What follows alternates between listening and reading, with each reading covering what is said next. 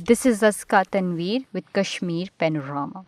Human rights activists and organizations in Indian illegally occupied Jammu and Kashmir have strongly criticized India for perpetuating systematic subjugation and exploitation of the Kashmiri people, describing it as modern day slavery.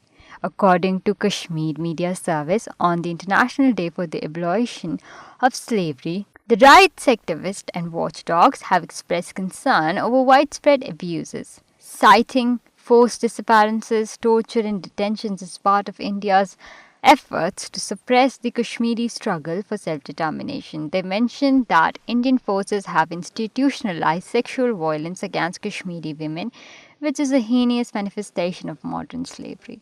They argued that India's actions, including demographic changes, property seizure, and silencing dissent, aim to erode Kashmiri identity and culture. However, the resilience of the Kashmiri people continues, with many reiterating their commitment to achieving freedom from what they describe as Indian slavery, urging the international community, particularly the United Nations, to take action.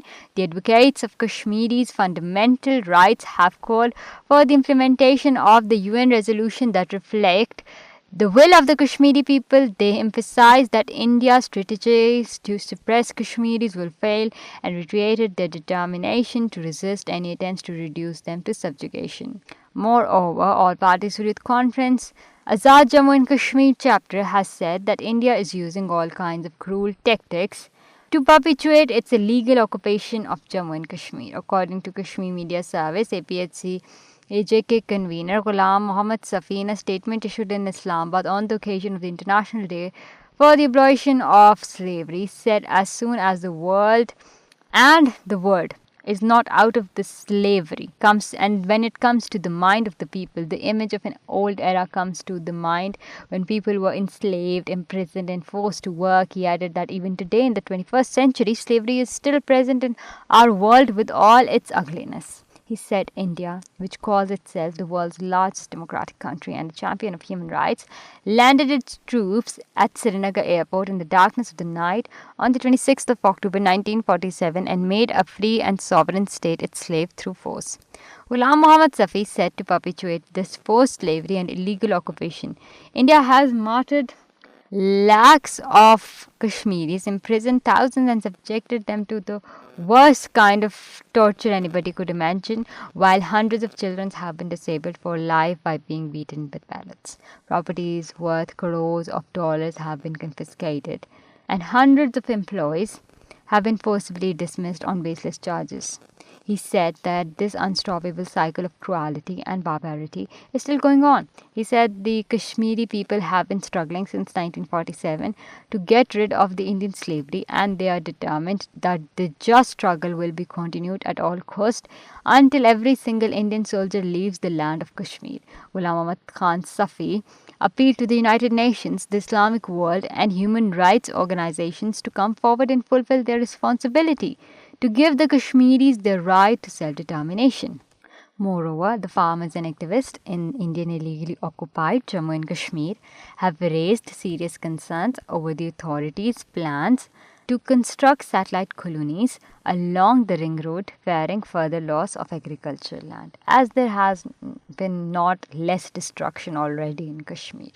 According to Kashmir Media Service, already impacted by the Ring Road project, they warned that constructing satellite colonies could leave them without land to sustain their livelihoods.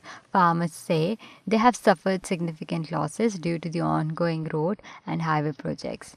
They said that my family of 8 depends on farming. During the construction of the ring road, I lost half of my land. If colonies are built, we will have no land left for farming and fear for the sons' future and their family's future. Dr. Raja Muzaffar Bhatt, a social activist who has extensively researched land acquisition in the territory, told the media about the large-scale loss of the land.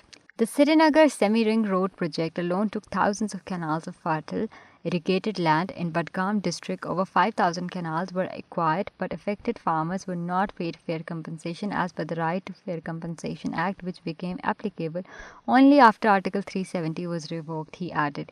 He said that in Vuthoda, Chodhora land was acquired for rupees 45 lakhs per canal, while the market rate was over rupees 1 crore in 2021. Farmers are still recovering from that shock, and now the Housing Board of the territory plans to rebuild satellite township along the ring road.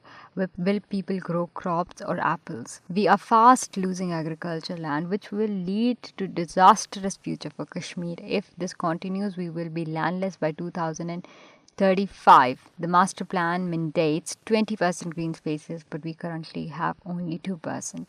The international community must pay attention to this urgent situation and resolve this problem for the Kashmiri people, as it hinders the future of the Kashmir and its coming generations.